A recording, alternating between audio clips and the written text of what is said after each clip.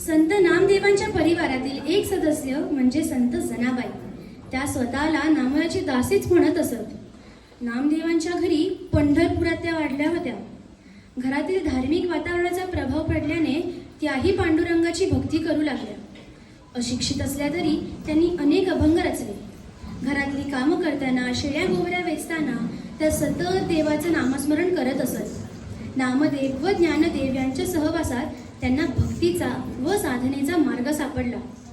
विठ्ठलाबद्दल त्यांच्या मनात इतके प्रेम होते की विठ्ठल त्यांना आपला सखा सोबती वाटत असे.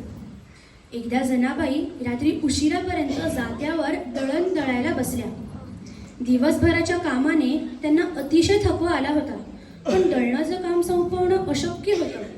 नाहीतर सकाळी घरातल्या मंडळींना भाकरी कशी मिळायची, म्हणून त्या दळण करीत बसल्या. मुखाने पांडुरंगाचा जप मात्र चालू होता. पांडुरंग पांडुरंग पांडुरंग पांडुरंग पांडुरंग पांडुरंग पांडुरंग.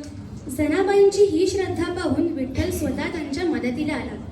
जनाबाईंना थकलेलं पाहून त्यांना म्हणाला, तू खूप दमली आहेस, थांब, मी तुला मदत करतो.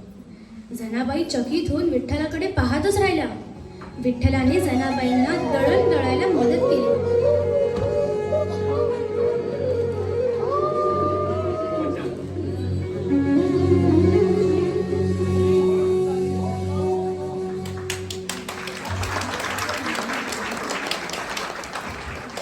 सकाळी नामदेव व घरातील इतर मंडळी उठली तेव्हा त्यांनी पाहिलं तर सर्व दळण दळून झालं होतं.